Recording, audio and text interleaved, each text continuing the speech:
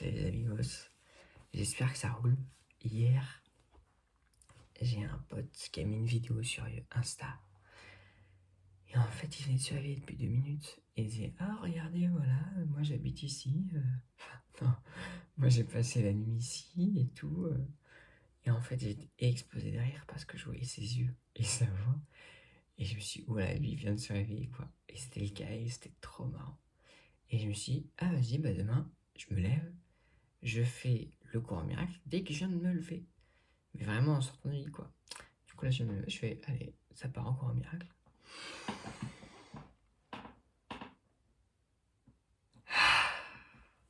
Donc, je nous invite à prendre une position confortable.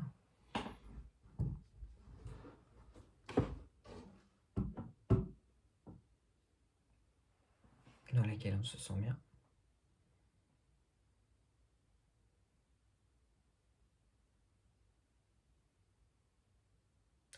Et puis nous concentrer sur notre respiration, sur le souffle.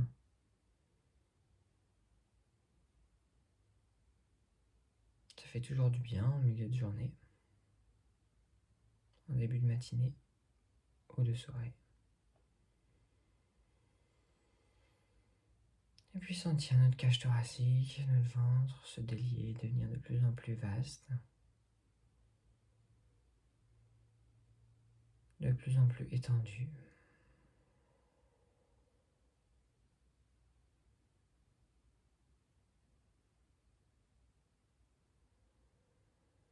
Observez peut-être les endroits où la cage thoracique, le ventre se limitent. Et avec amour, aller de plus en plus loin dans l'espace. Notre capacité à prendre l'espace avec notre corps, notre souplesse.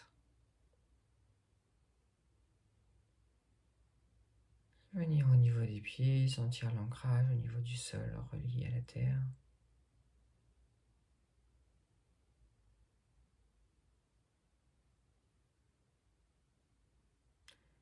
Sentir le sommet de notre crâne, tiré par un fil de lumière jusqu'aux étoiles. Notre être relié au ciel.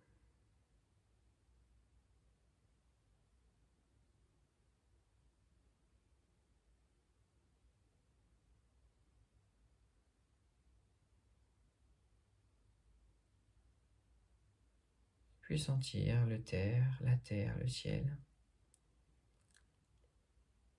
Le ciel et la terre se relier, se rencontrer en notre cœur. Sentir une onde de choc, de lumière au centre de notre cœur qui irradie de notre cœur jusque dans nos pieds et notre tête, jusque dans la pièce dans laquelle nous sommes, la maison, l'appartement. Onde de lumière qui irradie maintenant tout le village, toute la ville dans laquelle nous sommes, qui embrasse tous les êtres de cet amour, de cette rencontre entre la terre et le ciel, dans tout notre département,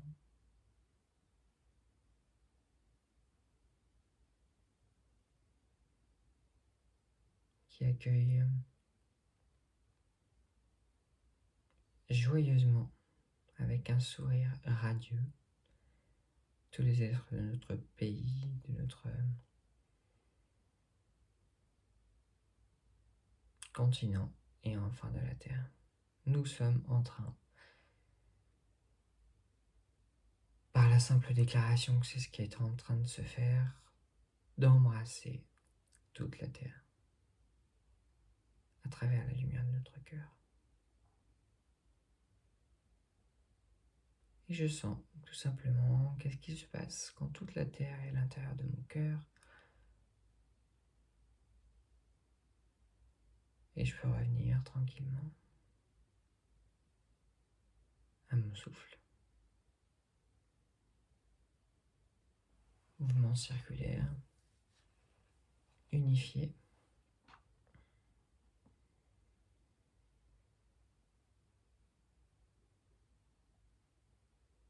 de ma respiration, comme une vague qui se forme, se déforme.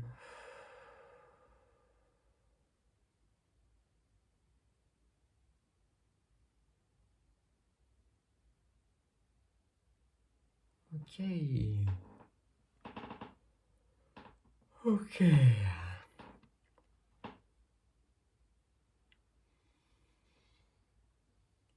J'observe mon cou que je détends. Mes épaules que je détends. Mon visage que je détends et je m'offre ce sourire.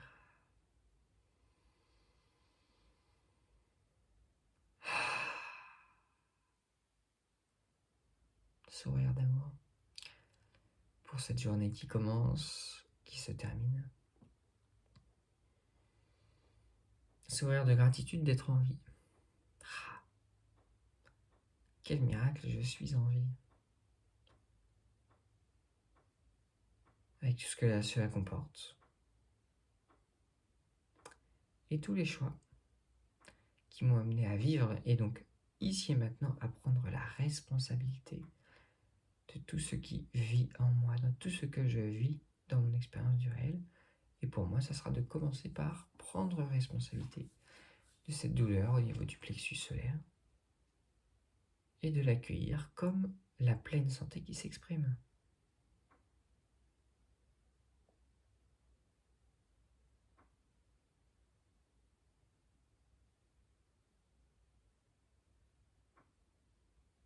Si ce qui nous passe par la tête, c'est nous un conflit avec quelqu'un ou quelque chose d'autre qui nous stresse, accueillir cela comme la plus grande merveille qui se pointe à notre conscience pour pouvoir faire une expérience grandissante et devenir de plus en plus libre, heureux, joyeux et content au quotidien.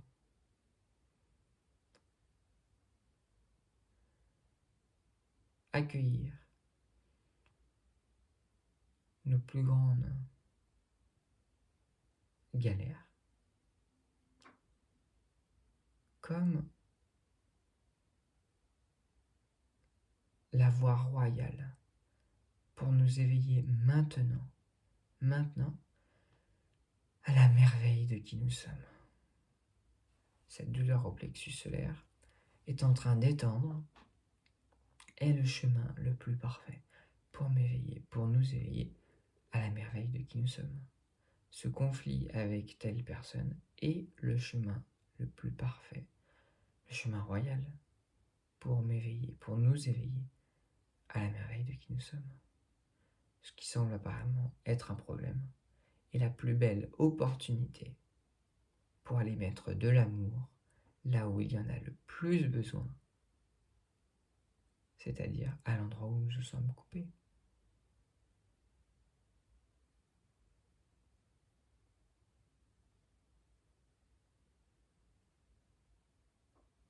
Et on respire juste ça.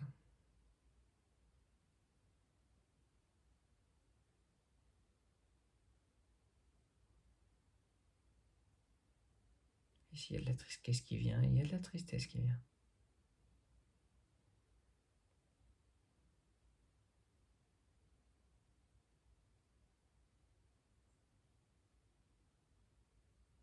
Si c'est de la douleur, on accueille cette douleur. Si c'est de la joie, bienvenue à cette joie.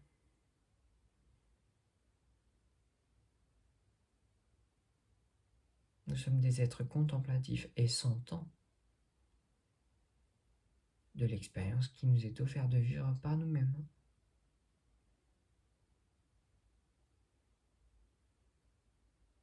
Comprenons que le simple pouvoir de voir est en réalité immense, celui de sentir énorme. Car ils sont l'expérience de choix passés.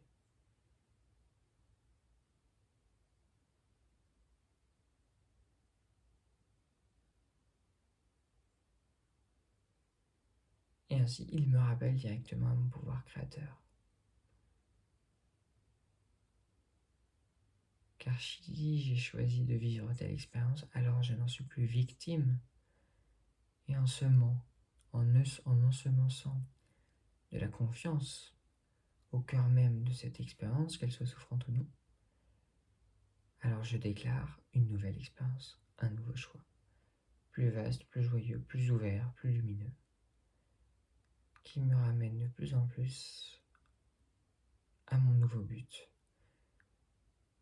La nouvelle chose qui m'intéresse vraiment, me rappeler de qui je suis.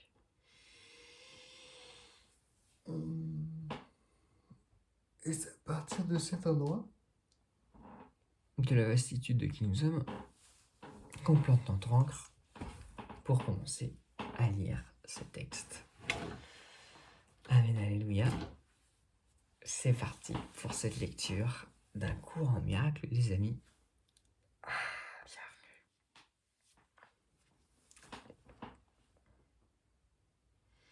Comme d'hab, une invitation, non pas à croire, mais à voir, à sentir les partages qui nous font le plus vibrer pour voir, mais qu'est-ce que se passe si cette idée que je lui ai partagée ce matin, que je me suis partagée ce matin, qu'est-ce qui se passe si je joue avec dans ma journée?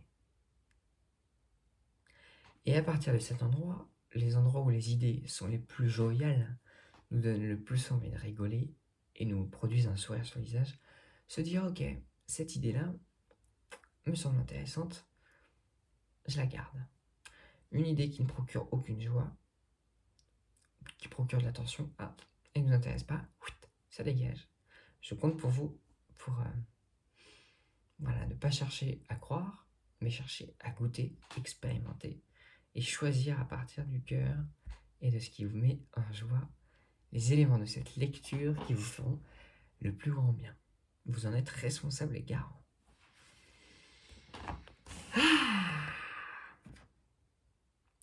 L'illusion des besoins. Alors là, ça commence très fort ce matin. L'illusion des besoins. Ok. Donc nous sommes toujours dans un cours en miracle. Chapitre 1, la signification des miracles. Et nous commençons ce texte, cette leçon numéro 6, illusion de besoin. Toi, qui veux la paix, car qu'au final, c'est ce qu'on veut tous, tu ne peux la trouver que par le pardon complet.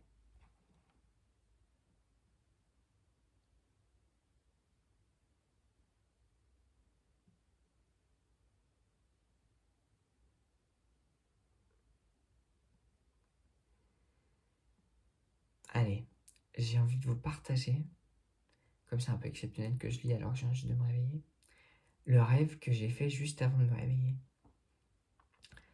Je rêvais d'un mec qui s'appelle David Laroche, qui est assez connu, c'est un coach. Et je discutais avec lui. Et c'était à la fin d'un événement qu'il donnait. On mangeait ensemble sur une table, un peu comme tout le monde. Et il me partageait un peu le truc relou du moment, quoi. Et moi j'étais ok. Et après je disais, et alors j'ai appris que t'allais faire un stage avec Gabriel Descoy, qui est un super guide sur la voie du pranisme, quoi, du respirianisme. Je vous invite à vous intéresser, pareil, juste en sentant si l'idée vous fait rire. Et il avait pas l'air de trop calculer, il était ouais, je suis inscrit, on va voir ce qui va se passer et tout. Mais surtout, ce qui était intéressant, c'est que je suis en mode, mais qu'est-ce qui va pas là? Et il était en mode, oh non, rien, c'est juste que dans ma prochaine conférence, j'étais un peu stressé par le fait de faire des trucs nouveaux, du coup j'ai enlevé tous mes tours de magie. Et en fait, j'étais en mode quoi?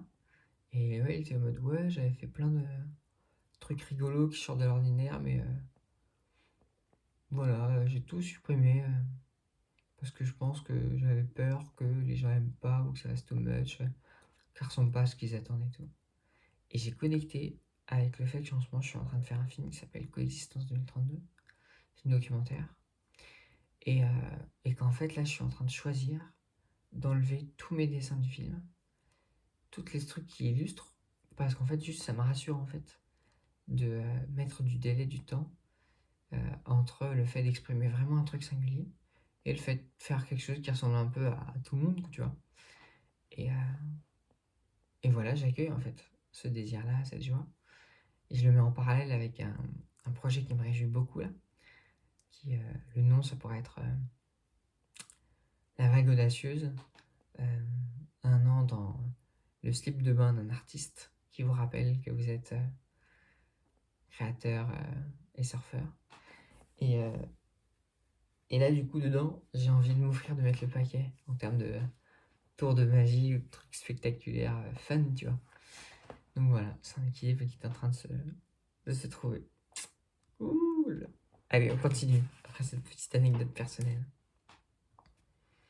Nul n'apprend quoi que ce soit, à moins de vouloir l'apprendre et de croire, d'une certaine façon, qu'il en a besoin. Autrement dit, c'est parce que j'ai envie, et c'est parce que je comprends que j'en ai besoin, que je vais produire ce geste, cette ouverture à l'apprentissage, et donc à me rappeler en fait. Alors que le manque n'existe pas dans la création de la vie de la source de Dieu, il est très apparent dans ce que tu as fait. Autrement dit, pareil, toujours, et j'adore, c'est insolite, hein, on revient avant même le problème à notre responsabilité d'avoir choisi cette perception pour nous rendre quoi? Pour nous rendre compte que si cette perception est pas fun, c'est qu'elle est fausse et en inadéquation avec la réalité, en l'occurrence là, celle du manque. De fait, c'est la différence essentielle entre les deux. Le manque implique que tu te trouverais mieux dans un état en quelque sorte différent de celui dans lequel tu es. Autrement dit, le manque, c'est la déclaration que ce que je vis actuellement, ce que je perçois actuellement, pourrait être mieux. Et c'est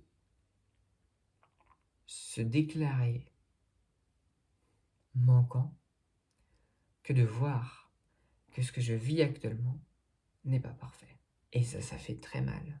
Et on le voit quand on goûte juste l'expérience intérieure, perceptive de waouh, mais ce que je vis est parfait. Que ce soit merveilleux ou non, que ce soit douloureux ou très simple. Quand on fait waouh, l'expérience problématique apparente que je vis, elle est parfaite pour mon grandissement. Quand on se connecte à ça, ça se détend et le monde s'illumine. Pourquoi? Parce qu'on a arrêté de refuser ce qui est, s'abandonner à la pleine expérience de ce qu'on a choisi apparemment plus tôt. Jusqu'à la séparation, qui est la signification de la chute, rien ne manquait. Pareil, on réutilise des termes bibliques pour les redéfinir à partir de quelque chose de plus radicalement lumineux et désiré. Et là, on nous dit l'histoire de la chute, c'était rien d'autre que de déclarer la séparation entre moi et le monde, entre mon expérience et mon désir. Avant ça, rien ne manquait. Il n'y avait pas du tout de besoin. Les besoins ne surgissent que lorsque tu te prives toi-même. Tu agis conformément à l'ordre particulier de besoins que tu as établi. Cela, en retour, dépend de ta perception de ce que tu es. Très intéressant, petite pause, parce que là, c'est gigantesque.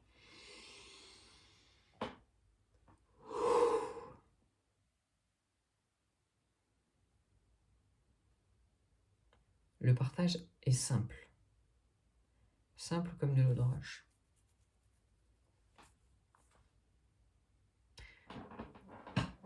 Ce sentiment de manque, on est en train de nous dire que ça vient d'un seul endroit. L'endroit où nous nous sommes coupés de l'abondance de la vie. auquel nous nous sommes privés.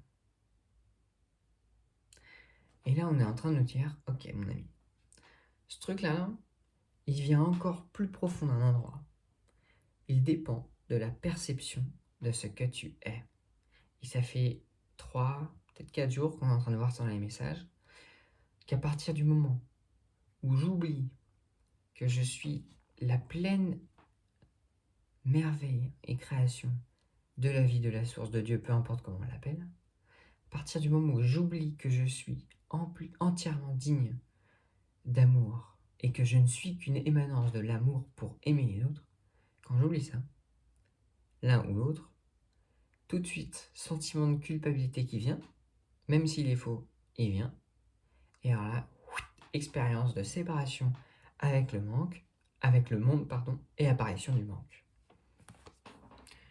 Le sentiment d'être séparé de Dieu, de la source de la vie, pareil, peu importe comment on l'appelle, est le seul manque que tu aies réellement besoin de corriger.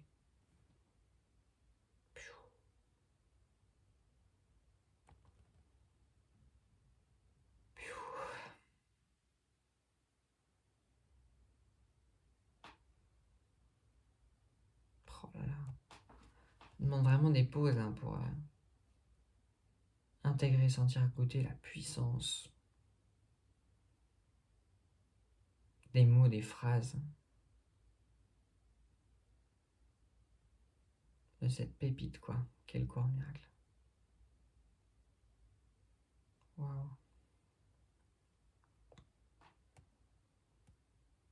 Ce sentiment de séparation n'aurait jamais surgi si tu n'avais pas distordu ta perception de la vérité, percevant ainsi un manque en toi.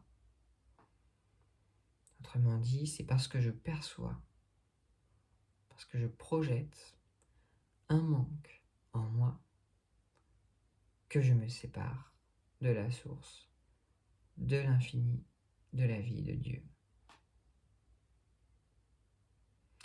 Et on pourrait se dire, ça fait chier.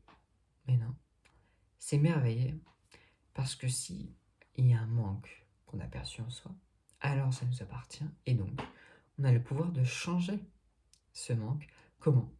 En faisant pause, en goûtant, comme je l'ai dit au tout début, cette idée, en nous rendant compte qu'elle n'est pas du tout agréable, parce qu'elle n'est pas ce qu'on veut réellement, et en choisissant une autre perception d'abondance de qui nous sommes, qui nous permettra l'abondance de cette connexion, cette unité avec la source et tous nos amis,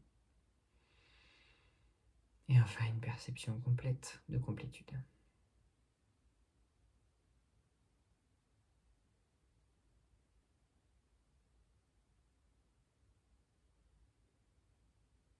Mais je nous invite à commencer par sentir maintenant, tout de suite, là, l'abondance de qui nous sommes. La plénitude de mon être. Je suis entièrement plein, je vous invite à sentir cette densité d'amour, de lumière, de plénitude en nous, en vous.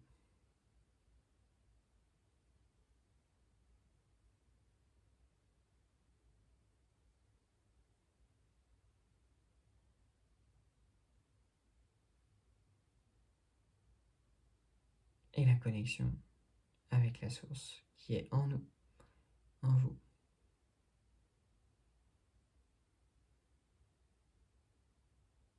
Et de faire grandir cette plénitude, cette connexion lumineuse avec ce que nous sommes, s'étendre de notre cœur, de notre corps, jusqu'à l'infini, de la Terre, du système solaire, et bien plus encore. Je choisis de me rappeler la merveille de la lumière, de qui je suis, de qui nous sommes tous, toutes, les uns les autres.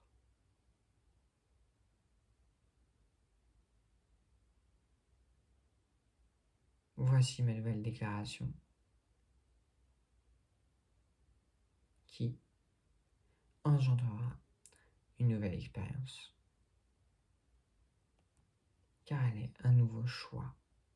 Et un choix toujours ouvre, crée des mondes qui sont vrais ou faux. Et celui-ci, celui de me rappeler l'amour que je suis, est un choix vrai.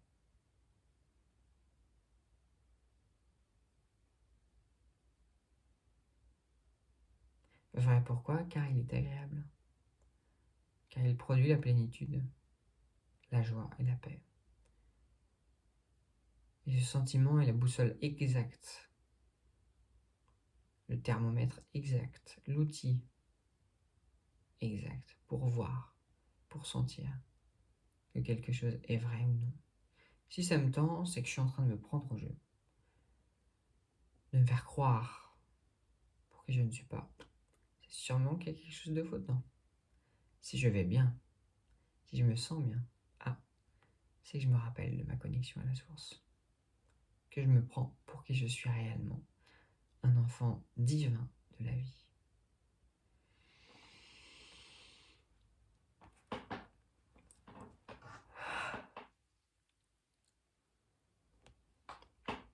Le but réel de ce monde est de l'utiliser pour corriger ton incroyance. Tu ne peux jamais contrôler toi-même les effets de la peur parce que c'est toi qui as fait la peur et tu crois en ce que tu as fait. Magnifique. Pause. On ne cherche pas à comprendre, on cherche juste à se dire « Wow, il y a une merveille qui arrive là. » Sérieusement.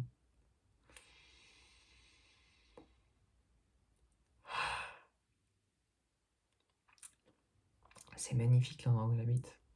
En face de moi, il y a le soleil qui se lève. Il doit être à peu près 6h45. Il y a l'eau juste en face. Je vais vous montrer.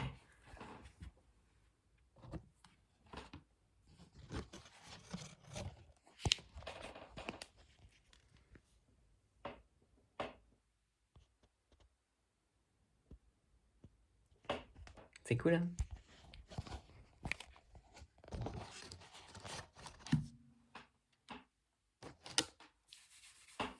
On se refait une petite beauté. Et on est reparti.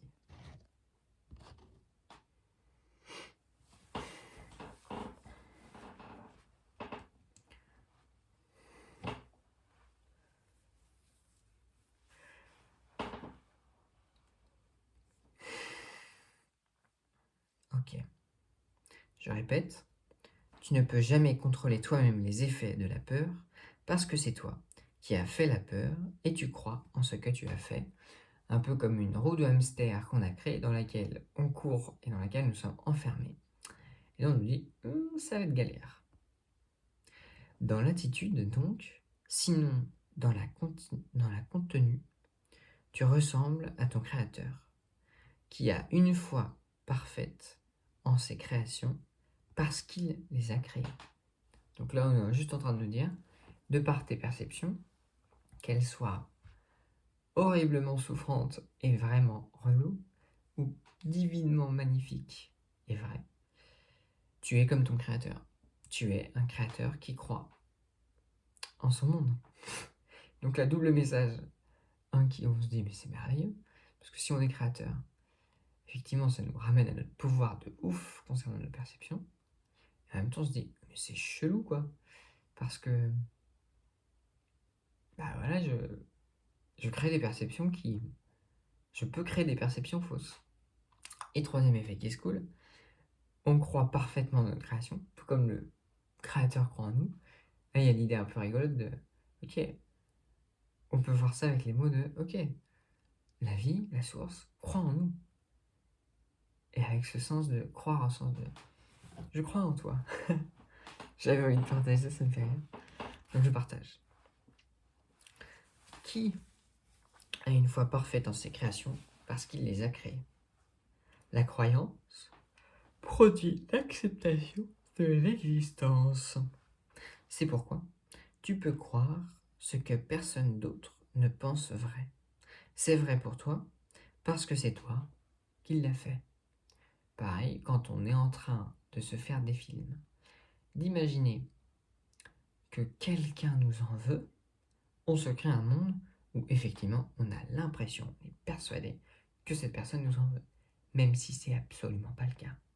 Même si cette personne nous aime à l'intérieur de son cœur, si nous, à un moment, on a fait un choix de se sentir indigne de l'amour, laisse tomber que t'inquiète, toutes mes perceptions vont être dirigées pour me prouver cela, et donc je vais créer la perception qui va être juste l'extension de mon amour, même si elle est terrifiante, parce qu'en fait, non vrai, que cette personne m'en veut.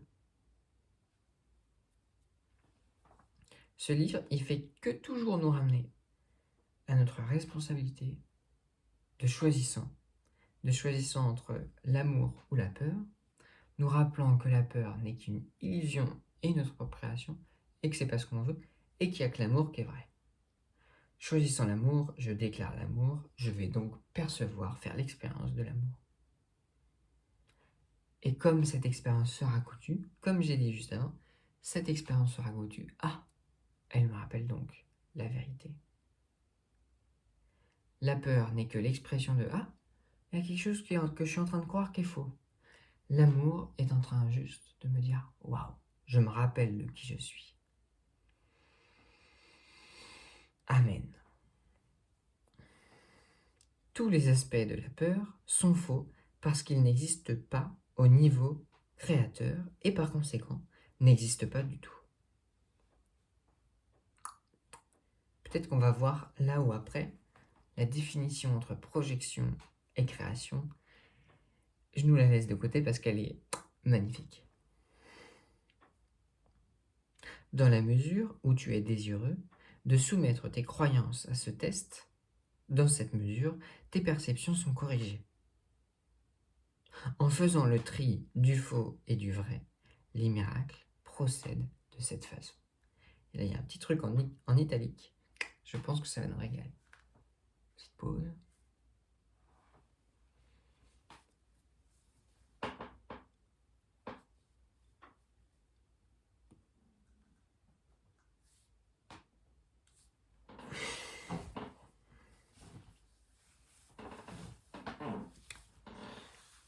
L'amour parfait bannit la crainte.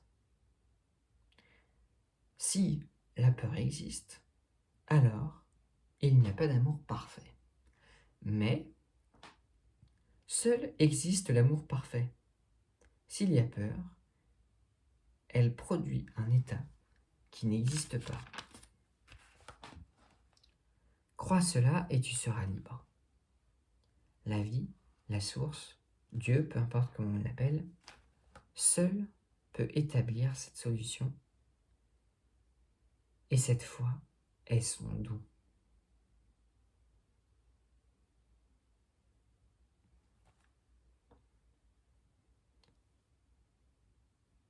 Pause. Je goûte ça. Et j'accueille cette partie de moi, la partie de Jules, qui est en train de se faire croire à l'instant même que je n'ai pas compris ce que ça signifie. Pause. J'offre cette apparente non-compréhension à la pleine compréhension que je suis, que nous sommes ensemble, déclarant, ensemençant ainsi la confiance dans ce que je suis vraiment, c'est-à-dire la pleine connaissance. Et j'ai envie de relire, pas pour comprendre, mais juste pour goûter davantage. L'amour parfait bannit la crainte. Si la peur existe, alors il n'y a pas d'amour parfait. Mais, s'il y a peur, mais seul existe l'amour parfait. S'il y a peur, elle produit un état qui n'existe pas. Crois cela et tu seras libre. La vie, la source, Dieu seul peut établir cette solution. Et cette foi est son don.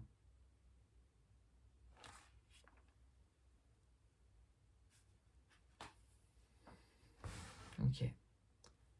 Donc là, je suis en train de m'ouvrir au fait que la peur est un don de la vie de la source de Dieu pour nous rappeler que quelque chose n'existe pas.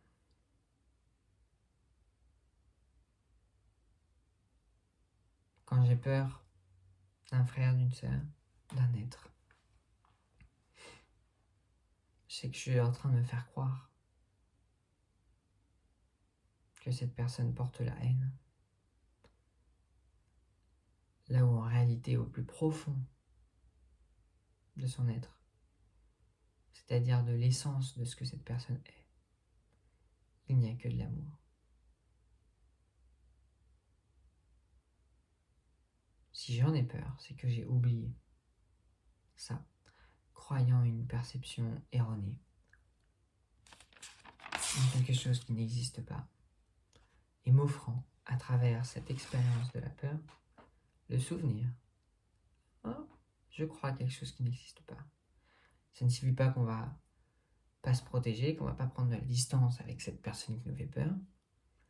Ça signifie juste qu'on va se rappeler qu'à l'intérieur du cœur de cet être, il y a la pleine lumière.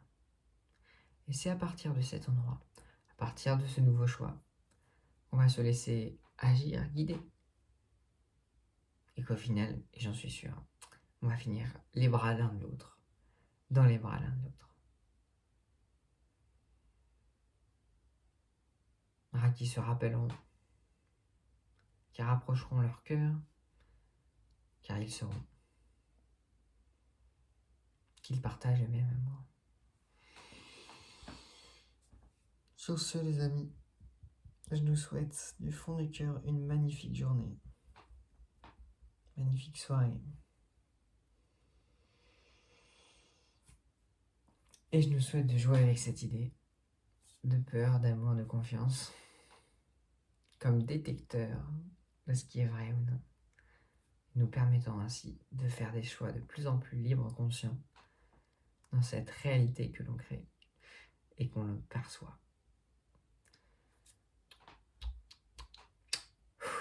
Belle continuation à vous.